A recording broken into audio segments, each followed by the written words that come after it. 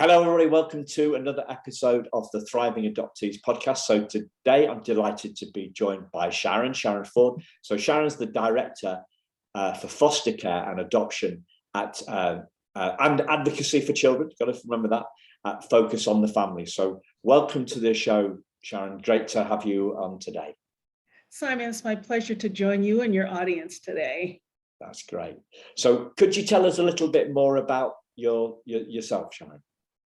So, I have had the pleasure to work with Focus on the Family since 2013. And prior to coming to Focus on the Family, I worked in state government in Colorado, working for the Department of Human Services. So I had a 30-year career in state government and child welfare. And so public servant to now being a other servant at a nonprofit at Focus on the Family. So still serving the Lord. Yeah. Wow. So a wealth of expertise here. I'm seeing it from two different perspectives, and we love that. We love different perspectives because for me, we live in a world that's all about strategies and tactics and techniques. And what I believe changes our world is when our perspectives shift. And so with the Thriving Adoptees podcast, we're trying to bring lots of different perspectives to the listeners, in the hope that catalyzes a new insight, an epiphany, an epiphanet, a new idea, or a new perspective. All of those things, I kind of lump them in together, like a perspective shift. An aha moment, perhaps an aha moment is when we see something different. We see something differently. And when we see something differently, we do something differently. Everybody's trying to make everybody do stuff differently, especially our kids, right? But they have to see something different, and then they can the doing follows along naturally. So I love the two perspectives that you're going to bring to this, and probably more, right? To the listeners. Does that make sense? It makes perfect sense to me. But it makes sense to me too. I mean, it's one thing to be a public servant and dealing with policy, the federal government, state offices, regulatory issues. That's one level of service. And talking about you're serving a constituent group that is just so diverse when you're in state government. But boy, crossing over to the faith-based side, that's a huge constituency as well. And while I might not be dealing in writing public policy, but I'm talking to constituents about the policies in their state, helping them understand it, walking with them through prayer, reminding them that God has a call on our lives to do and serve a certain way. And so just two different ways of dealing with large groups of people, all to get them to think about what is your role in making a difference in the life of children who are vulnerable, and making a difference in the lives of the families who touch those children's lives, whether they're the birth family, the kinship family, a foster family, or an adoptive family, or a family who's providing support services to one of those kinds of caregivers. All of us have a role, and it's about opening our eyes and opening our hearts to see what role God's calling us to play. Yeah. So it's on the public side and on the nonprofit faith-based side as well. Beautiful. Yeah, opening our eyes and opening our hearts. I love that because I've been focusing on the opening the eye stuff. And of course, so much change happens at a heart level. It's that we're human, we're feeling machines, right? We're human. Are we human feelings rather than human beings? So the audience for the podcast is adoptive parents, and so if we could focus in on adopted parents out of the different constituents groups today, and that's what we're gonna address. When I hear when I say these words to you, Sharon, these two words, thriving adoptees, the name of the podcast, what comes to your mind, and probably what comes to your heart as well, right? When you hear those words. Thriving as an adoptive family, right? Thriving adoptees. Yeah, well, thriving adoptees need thriving adoptive families for sure. So thriving adoptees, it doesn't matter what stage you are as a thriving adoptee, a young one, a middle schooler, a teenager, young adult. Yeah. Thriving adoptees need other people who are touching their lives in meaningful ways. I think about young ones, toddlers, infants. How do infants and toddlers thrive? That someone's helping to keep them safe. Someone's nurturing them, ministering or touching their lives in a way that they know that they're nurtured, well cared for, they're safe. Someone's advocating for them, because those young ones don't have words, they just have behaviors.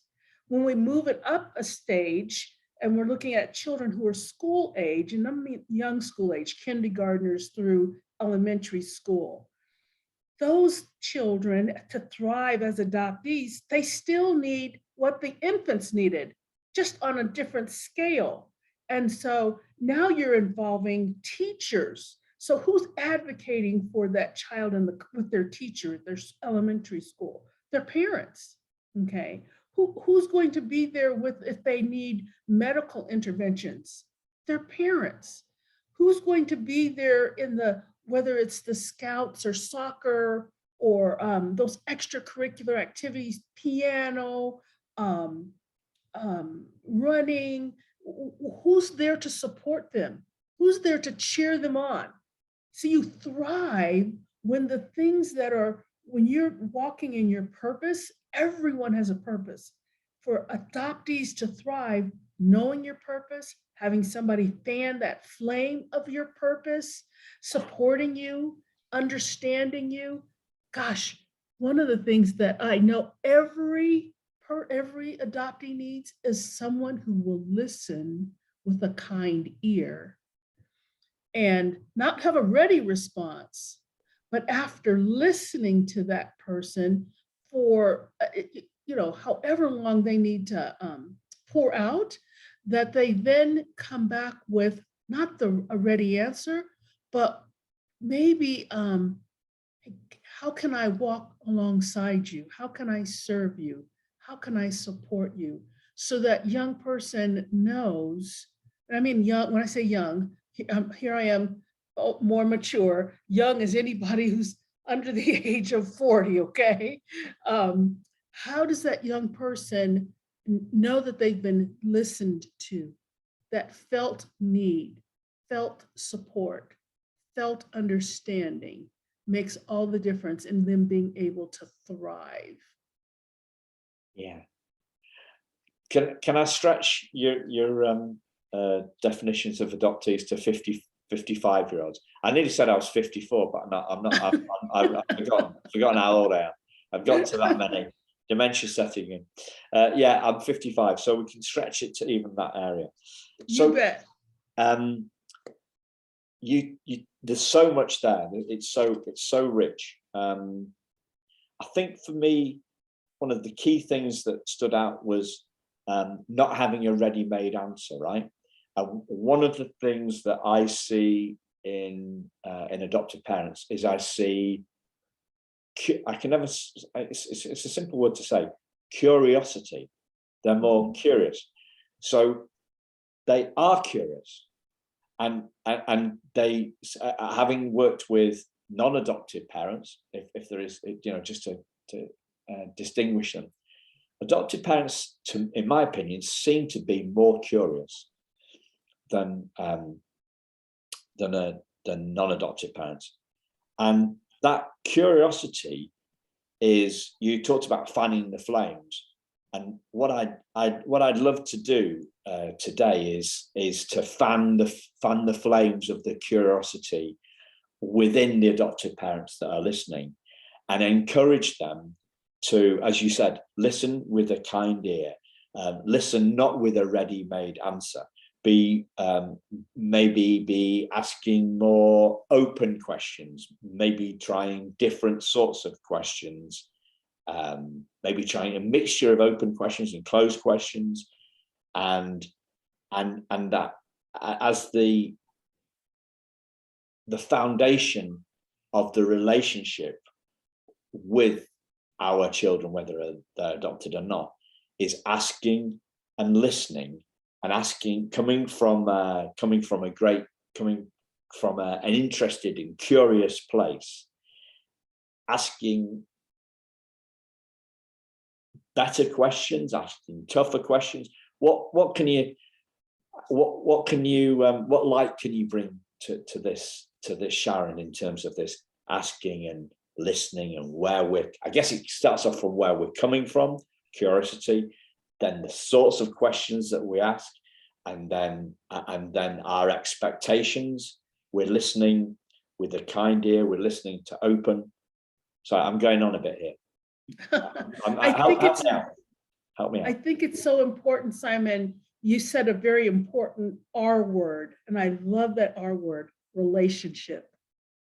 That here, whoever it is that is involved with that adoptee, that it's about building a relationship, because as you're building, what are you building? Trust, respect, in relationship.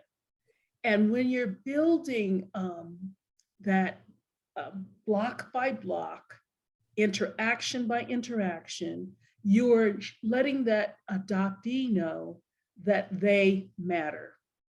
And so having curious kinds of questions allows you to let the adoptee lead. It's not about what I want to know. It's about what does that young person want to share. And so if they're doing the leading, it's like, remember when we, back in the day when you took dance, when you were in grade school, I went to a school where we learned how to girl guy hold, and, you know, to do the little two-step and everything. Shows you how mature I am. And so someone always led. Even when I practiced with my sisters, because I didn't have a brother yet, he came along many years later, one of us took turns leading. So in a relationship, you allow that young person to lead, and as a good listener, you follow. That's so important. And so they give as much information as they are comfortable with giving. They get to ask questions too. And it's so important that for an adoptee, when they're asking questions, that our response hopefully is one of, okay, not what they want to hear, but telling them the truth in love. And there's a gauge about sharing with anybody, and particularly I think someone who's searching, and I think adoptees are searching all the time. They're trying to gauge themselves, and where am I, and who am I, and what about my purpose, and do you really love me, and do you really respect me, and do I really matter in your life? That those questions are always bubbling up at different developmental stages, at different emotional stages, different spiritual stages that they're on. That the person who's listening is really in tune to them and gives them an answer out of respect and out of truth. That we dignify our responses with, you know what, I want, hear me from my heart. I don't know the answer to your question. Boy, is that a powerful response. If you don't know, don't make one up. Don't make up a response, okay? Because that sabotages the relationship. It sabotages respect and truth, okay? So, but when you do have an answer and you're able to tell them the truth, then tell them the truth. So you know what? Let me share this much with you, and then let's have some dialogue about what I've just shared. Because it's so important that that person, you don't leave them wounded and you don't leave them running in the other direction. Yeah. And so careful conversations are so important with anyone. But I think in particular with adoptees, because they're on the hunt. They're searching. Now, before I came into the adoption space doing this podcast and the other works I do, the trainings and adopted parent seminars and things like that, did a lot of work with kids, and I found around, well, fanning the flames of what they wanted, actually. So I'm a big fan of meeting our kids where they're at. Well, meeting our kids where they're at for sure, but also meeting our kids where they want to be. So fanning the flames of their interests. You know, you talked about music and sport and things like that, and that's a great way, because schools anywhere here in the UK, and I think it's the same in the States. They're focused in on focused in on the academics. That tends to get priority rather than what the kids want to do outside of school or what they want to do after school. And I found it when I was, so I used that, and I also helped them. So it was always about, you know, what's your dream? What do you need to do to make your dream come true? And who do you need to be? Who do you need to be to do what you want to do to make your dream come true? And also I'd talk about the who you need to be stuff. We would be talking about how they needed to feel, how they needed to think, how they needed to see themselves, kind of self-esteem, confidence, resilience, all those sorts of issues. And I found vulnerability an incredible tool for making a connection with the kids when I was talking about emotional stuff. So I got the impression that not many adults would come into their classroom and share emotions with kids. I got that. I got that impression. So what's the role of vulnerability in our conversations with our kids, especially when we're thinking about adopted kids? Boy, that is not an easy topic. How vulnerable should I be? You know, it's like, I remember when I shared my report card from grade school with my grandson. And he said, because when he calls me Nanny. Nanny, you finished high school, you went and got a couple of degrees, you know, to college and everything. Were you an A student in grade school and in high school? And I said, buddy, no, I wasn't. I didn't have to tell him the truth. But out of respect, I told him the truth because he deserved it. And I needed to be vulnerable with him, because I knew he was struggling with which crowd he was hanging out with at school. Was he going to be hanging out with the, kids who really concerned about their grades, making top-notch grades? Was it okay to be a B student? Was it okay to be a C student? And I wanted him to know I had aspirations to do something in life. And I knew I needed to do better at school. Some subjects were easier for me than other subjects.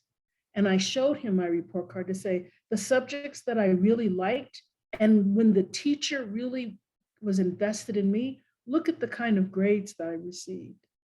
in the classes where I wasn't, I didn't do as well and I struggled, and the teacher and I didn't gel, look at the kind of grades that I received. So I got C's in the classes where the teacher and I struggled because I needed a different teaching style than that teacher was willing to give.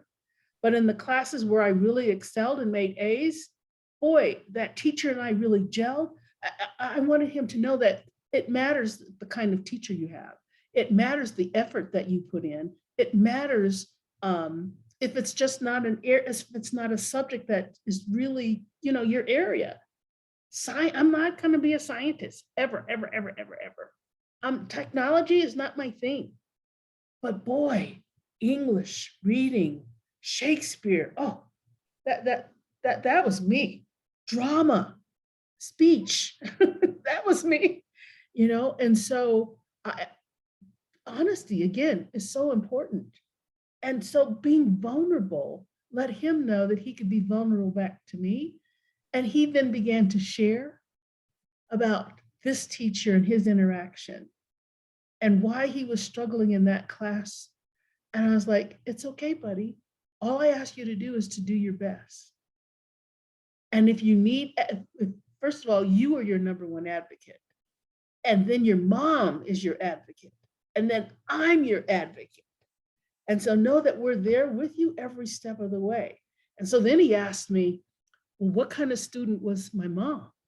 And I was like, well, that's her story to tell. And see, that's an important thing. I could tell her story, but she could tell her story. And I gave him permission to go and ask his mom to let her share her story. Now, when we eventually had the conversation, she had me participate too, so I could be the amen corner and I could add a little anecdote here and there, but she shared her story with him. And that was her being vulnerable and me being vulnerable because I lived that with her, okay, and supported her and was her advocate during when teachers didn't want to teach her in a style that would help her. And she was a A and B student. How does this openness? How important is this openness in a kind of perhaps a more emotional context, like a concern, I don't know, about being left out from a school play, or something to do with bouncing back from a setback, or being concerned about what other people think of us and those sorts of things? Well, one of the things I'm reminded about children is sometimes children who are struggling are not kind to other children. School is a difficult time, and high school, middle school, oh gosh, middle school is really hard. Kids are not kind to each other. And particularly, I'm a girl. I mean, I think about how the other girls were not kind. I was chubby, and even in high school and middle school. And it was like, well, you can't run. We're not going to pick you to be on our team because you're going to be last. But boy, when it came to the academics, oh, we want you on our team. And so that was hard for me. And there was a time when my grandson, you wouldn't know it today to look at him, when he was chubby, and that the other kids didn't want him to play, a particular sport. And he was very angry. He would come home angry. And so we would have to process that. And I talked to him about a time, of course, for me, when nobody wanted me to be on their team. And I said, that hurt my feelings a lot. Well, they're not going to be my friend. And I said, are they not going to be your friend because they don't want you on the team? Is that what you really want? What do you want to say to them?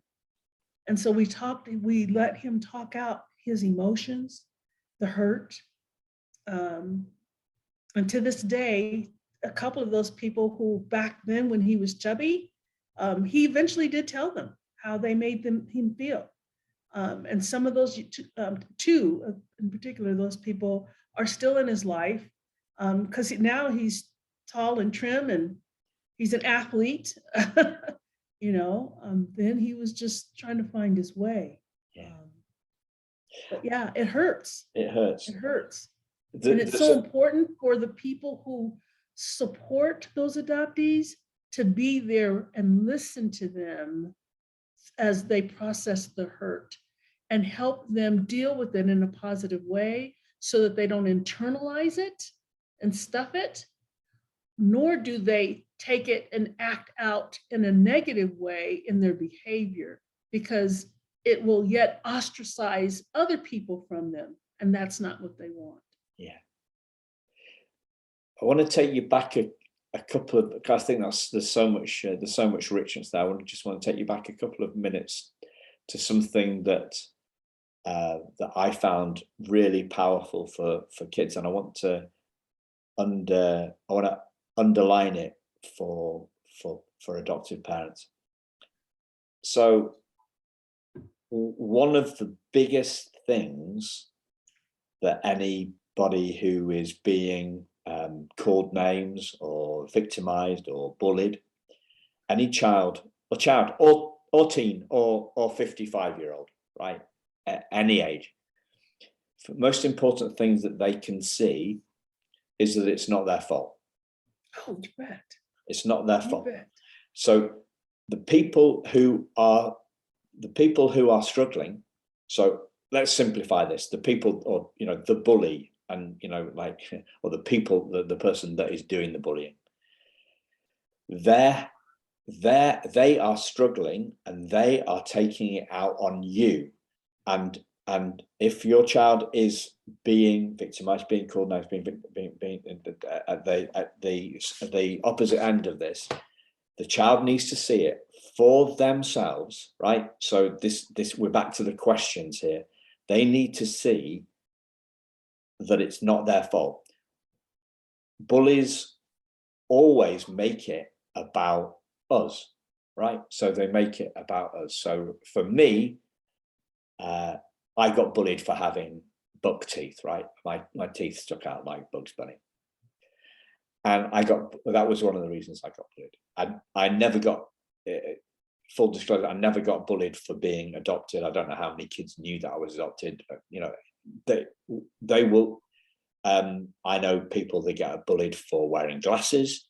People get bullied for being, as you say, being chubby, people wearing glasses, people with red hair. The bully always makes it, they pick on us on what's different about us. And that could be the fact that we're adopted, right? That could be the fact. So what happens in the person's brain is they think, because they make it about us, we think it's about us. And it's never about us. It's about something that's going on within the person doing the bullies.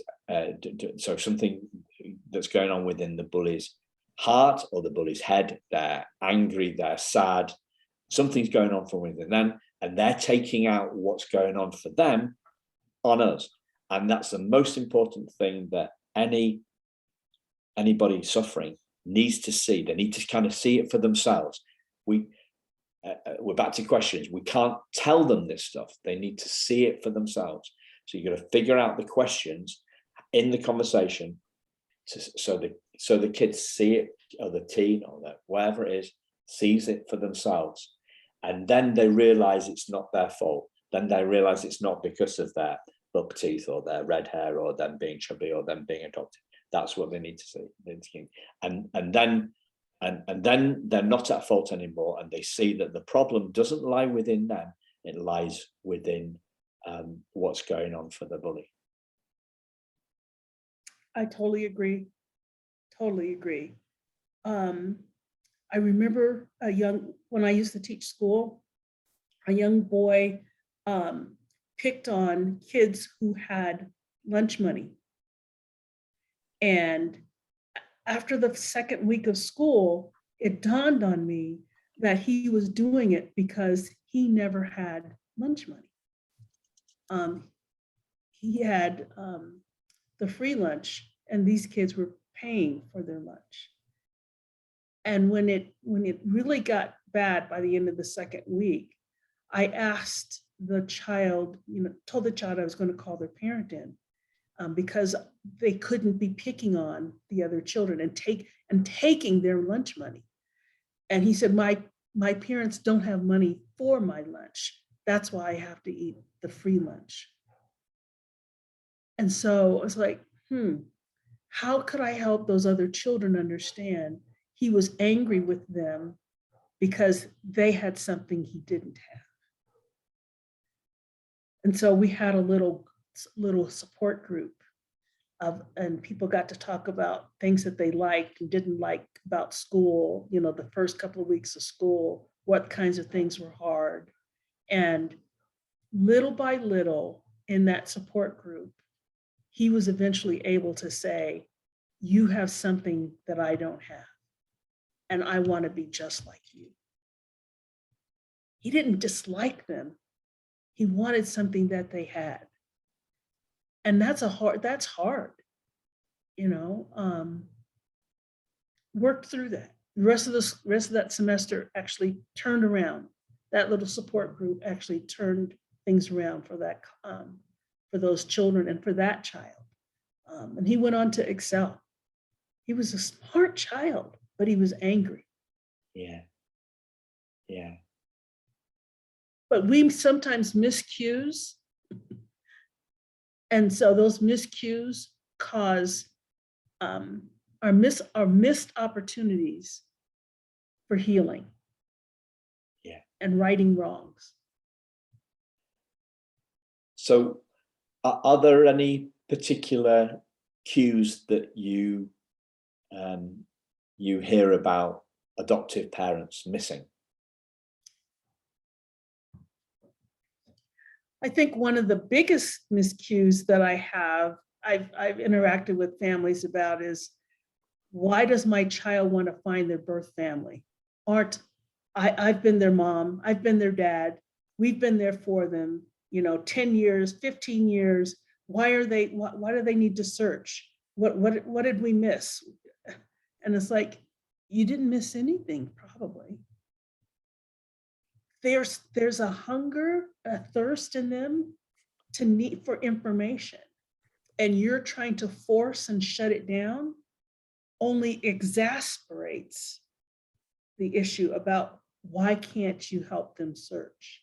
Instead of helping them say, you know what, there's a time, I'm going to help you search. I want to help you search. I want you to get the information that you need in an appropriate time, in an appropriate way.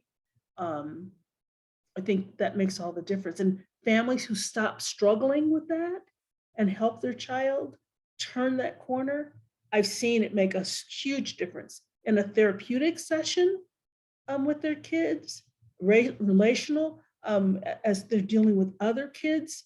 It's made a difference for them. It's not like you're trying to keep something from me that is really mine to have. Just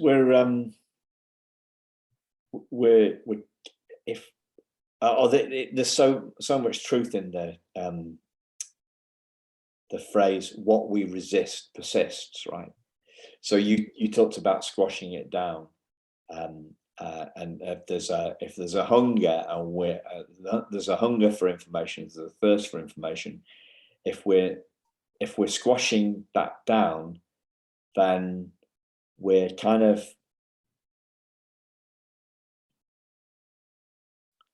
dismissing our kids in a way. Yes, that's a part of them. That's that natural curiosity. Who do I look like? Where do I come from? What was the situation that brought me into your family? The absence of information makes me more curious about, well, why can't I know? And it's like you're denying a part of who I am. And so, do you really love me? Do you really care for me? Are you really my advocate when you have information and you might not have it? Which is, for lots of families, they didn't have the information back in the day, okay? But the little bit that you had, you're not willing to share with me. When a child, you know this, when you say, oh, I want a bicycle, or I want a doggy, or I want a cat, it's like, son, you're not ready for, for a dog. You're not ready for a cat, to have an animal. Mommy and daddy, we're not ready for another brother or sister. We just you is just all we can handle right now, And so I remember you want a dog? Okay. So we house sat for a week for a family who, I said, and you got to go walk the dog and water the dog and bathe the dog and scoop up after the dog. Boy, after that week, she didn't want a dog. Didn't want a dog. So how did we do it when she wanted a sibling? Because my daughter is an only child. We let her friends come over and spend the night and hang out. And then they left. And I go, oh, you got to clean up. Well, but that was my friends. I said, no, but that's your room. So, if you have a brother or sister and they mess up, you're the older one. So you got to help clean up and take care of stuff. She didn't want a sibling after that. And I was like, oh, you sure? You sure? And so there's ways of sharing information when kids are ready for that information. And so we have to be their advocate, be their teacher, be their listener, and help them prepare for when it's the right time to have that information, and not saying, no, you can't have that information. The other thing is we need to deal with as adults, our own fear about what that information means. Okay. Because knowledge is power is control. And so what are we trying to control? Our kids, we're trying to control, we're going to try and control our love. I mean, it's trying to keep the finger in the dike, or the finger in the dam, and it's going to come crashing through, isn't it? Well, it may do, or and I guess the other thing is there's different levels of curiosity of yes. kids for this, and we've got to kind of respect it both ways. So I wasn't curious I didn't do any searching at all until I was about 45, so it's like, but that's respecting, we've got to respect our kids where they're at. Talk to me about advocacy, because you've it's part of your role at Focus on the Family. You've mentioned it a couple of times. What do adoptive parents need to know about advocacy? How can we help our kids? How can we become better advocates for our kids, and how can we help our kids become better self-advocates if they're for a little bit older kids? Well, depending on what stage or age your child came to be with you at, you have a different opportunity to be a different kind of advocate. If you have a school-age child, boy, you're involved in that educational system. And that is the whole advocacy piece. It's huge, particularly if your child has any kind of learning challenges, and being able to access the right resources for your child to succeed and thrive in an educational setting. Every child is not an A and B student. Every school should be a place of success for every child, whatever their abilities are, based on where their abilities are. And so as a parent advocate, knowing your child, knowing where to access resources, asking the questions about where are the resources, who can I get them for free? Do I need to pay for them? Are there special scholarships? Being that inquiring mind and wanting to know on behalf of your child, that you're the advocate in the classroom. You're the advocate at church, for children's church. If your family goes to worship, whether it's on a Friday or Saturday or Sunday, whenever you go, that Sunday school teacher or that children's ministry teacher is meeting your child's need based on their needs. Okay. And so I think about some of our children who have sensory issues. Parents know that about their child. So how do you advocate and how do you inform other people in a respectful way about meeting your child's need? That's advocacy. Yeah. So your child feels comfortable and not as an outsider in that new setting. Yeah. I've heard we've had a couple of people on the podcast talking about FASD and advocating for that from that perspective, for neuroatypical, I guess, a certain kind of learning challenges. So we've had Natalie Vecchione and Robbie Seal. If people want to check the back catalogue, we've done a couple of great episodes on them. One of the things that's become clear to me is in that area, the curiosity, as you say, persistence, resilience, determination, and verging on kind of stubborn pig-headedness. It is all about in a diplomatic way, not fighting for our rights, but being there. I mean, I'm not making a particularly good job of this. Tenacious. Tenacious, yeah. Tenacious. I mean, if you get a medical diagnosis and they say, and you need to follow up, you need to see this specialist, you need to go make this appointment, you need to do this, you're not going to go home and go, oh, I got this diagnosis. The doctor will call me. They'll set another appointment. No. You're going to be online looking that up. You're going to try to, who's the specialist? Who should I be talking to? You're going to talk to your insurance carrier and say, okay, this is what I just learned. Is this covered by our insurance? And they say I might need this particular thing in the home. Is that covered? Do I need 20% to the 80%? Oh, you're going to be asking questions. And sometimes you might not even know. Sometimes, I have this thing about we don't know what we don't know. That's when you ask people, say, you know what? I don't know what I don't know, but you have some information in this area. Will you share with me what you know so that I know some more questions to ask so that I can get down and get more information?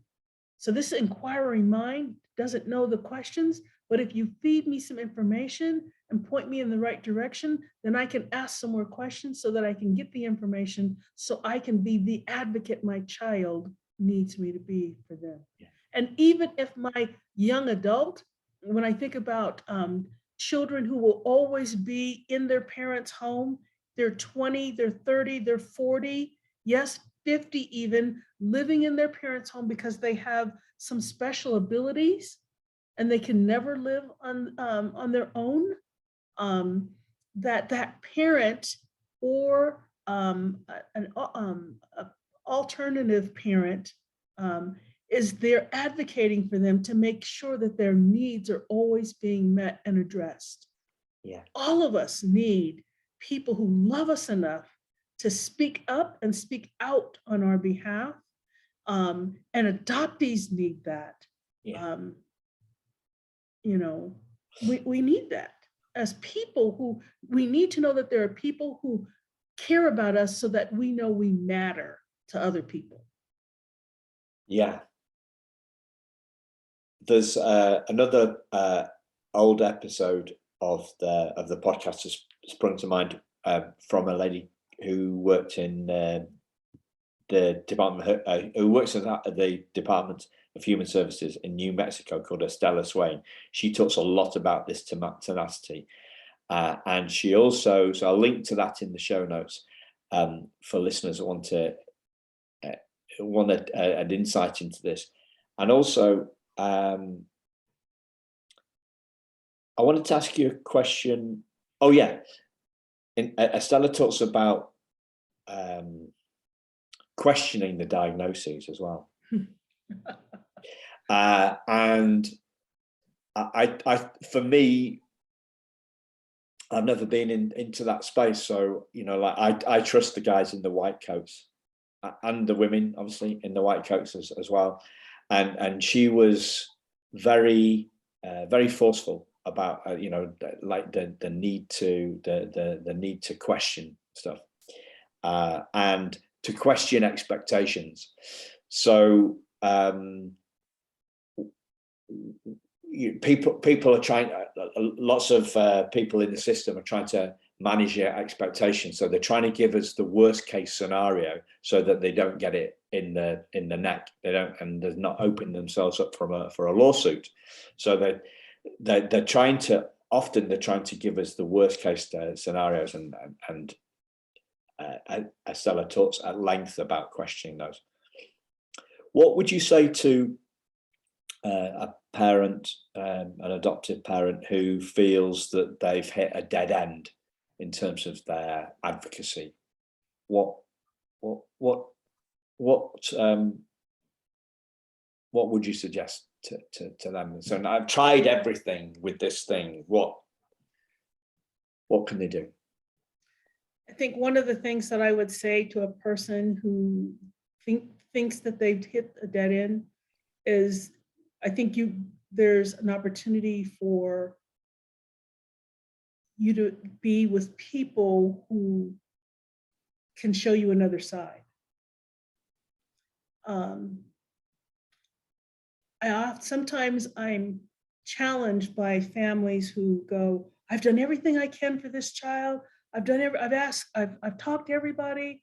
And I go, well, today you're talking to me, and we've never talked before. So I'm another person. And based on what you've shared with me, here's a couple of questions I haven't heard you say. So can we ask these new questions? Well, I'm sure I've asked somebody that. They don't remember, they've been so in the throes of things that I think that they haven't been able to exhale and do self-care. They've taken on everything. And one of the things that they haven't done is that self-care, which gives them room to breathe and to see that there is a little more room for some things that maybe can be done. Maybe not, but maybe, just maybe, there's something else that could be done. But if you're so full, there's no room for anything else because you're full. And so let's exhale. Let's do some self-care for you. Let's breathe, let you cry. Let me hold your hand. What is it that you need? How can I support you? How about let us take care of you for a minute? And the Bible talks about a minute is longer than the 60 minutes, 60 seconds on a clock. Let's take care of you so that you can step back, and maybe, just maybe, there are some other things that can be done, questions that could be asked. Because one of the things about science, one of the things we know about phones, what? There's a new phone coming out next year, right? There's a new computer coming out next year, just 6 months. You can bet your money on it, okay? So that's, science is like that too. There are medical changes happening all the time. Someone I know just passed away last week from cancer. She was not supposed to live that many more years. She lived 9 years after. So I can understand when someone says, gosh, I've hit the brick wall. There's no more questions. There's nothing more that can be done. Gotcha, understand that. Yeah. Let's take care of you so we can focus on just good self-care. And let's just see what God can do. And see, because I'm a person of faith, I want to see what God can do. And that means we need to give him room to be able to do it. Because I can do all things through Christ who gives me strength. And so, God, have I asked you the right questions? Have I given you room, God, to work? Have I been so busy, so tenacious that you've been speaking and I haven't been listening, God? God forbid. I've been guilty of that. And so, I find myself saying that to people. Said that to someone actually just last week. Yeah. I'm sorry about your friend. Oh, she lived a rich life. She was a flaming redhead. Woo! Loved children. Loved children. She was an advocate for vulnerable children getting their forever family. Dixie Vandefleur Davis. She founded the Adoption Exchange in Colorado. And for 40 years, advocating on behalf of children, getting a family who would love them and care for them. And she just passed away last week.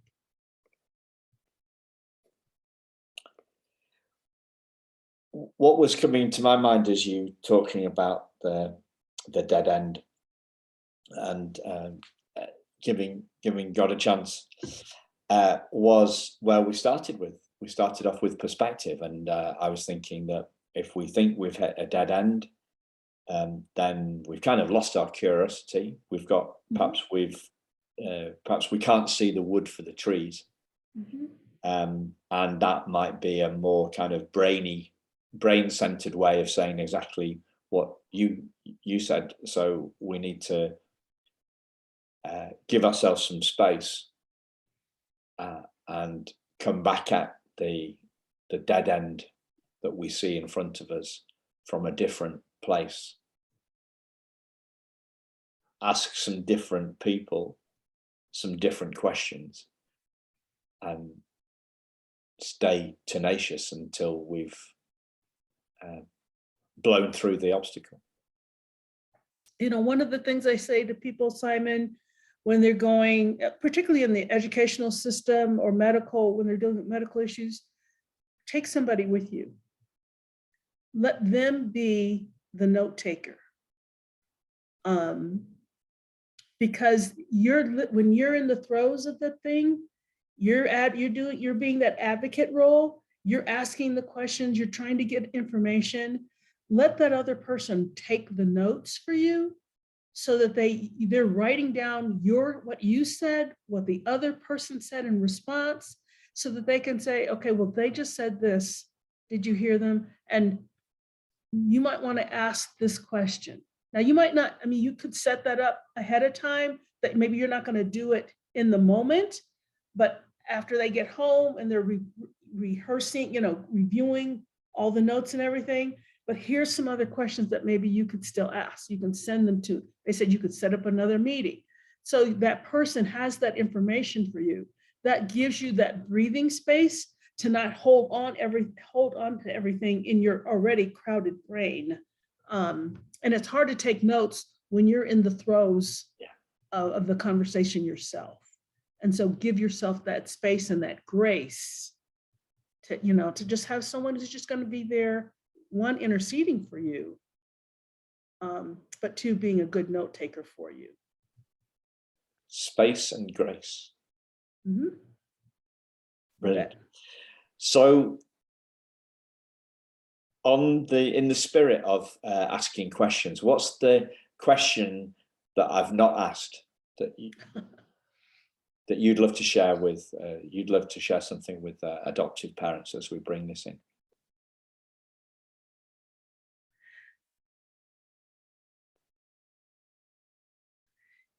Boy, that's interesting. As a woman of faith, I think about when families have struggled with their child. I try to remind them that you were selected to be the parent for this child. That there were things during your interview, during your training, through your interactions, that let the agency know that you had the wherewithal to open your heart and home and love and invite that child into your heart, your spiritual womb, so that you could love them and nurture them and care for them. And that didn't mean that there was perfection in you. And it sure doesn't mean that there's perfection in that child, even if you did an infant adoption, because there's way stuff that you didn't know. Okay. And the dynamic of being mom, being dad, plays out with our strengths and our weaknesses. It ebbs and it flows. And that's where grace steps in. We who are imperfect are given an opportunity to be humbled and to ask for help. And there is no shame and no blame in asking for help. We don't, as parents, as adoptive parents, have to go it alone. No man is an island, John Donne wrote, entire of itself. Everyone is a piece of the continent, a part of the main. Let people love you and support you, sit with you, care for you, mom and dad, as you continue on a lifelong journey of loving your child. When it gets hard, go to God. When it's good, thank God. But know that you're never alone. You're never alone. That's beautiful. And on that note, in the show notes underneath the podcast are going to be all the links to Sharen and Sharen's organization, so that if you're looking for support, they can assist you in that way. So thank you very much, Sharen. It's been a lovely conversation. I've really enjoyed it. Thank you, Simon. I appreciate your time today. Thank you, listeners, and we'll speak to you all again very soon. Bye-bye.